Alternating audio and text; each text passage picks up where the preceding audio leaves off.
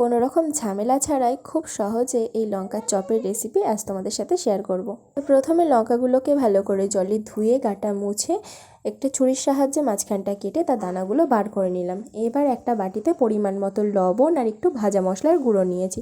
ভাজা মশলার মধ্যে ছিল ধনে, জিরে, শুকনো লঙ্কা আর গোলমরিচ শুকনো খোলায় নেড়ে গুঁড়ো করে নিয়েছি। এবার লঙ্কার মাঝের অংশে ওই গুঁড়োটাকে দিয়ে আঙুল দিয়ে ভালো করে চারপাশটা লাগিয়ে নিয়েছি। এবার নিয়েছি পরিমাণ মতো বেসন, তাতে দিয়েছি পরিমাণ মতো লবণ, হলুদ গুঁড়ো, ভাজা মশলার গুঁড়ো, সামান্য একটু চিনি।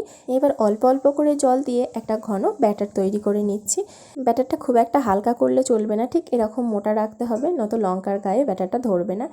এরপর ওই লঙ্কাগুলো বেসনের ব্যাটারে চুবিয়ে গরম তেলের মধ্যে দিয়ে ভালো করে ভেজে তুলে নিলেই রেডি হয়ে যাবে লঙ্কার চপ। একবার এইভাবে তোমরাও বানিয়ে খেয়ে দেখো কেমন লাগে।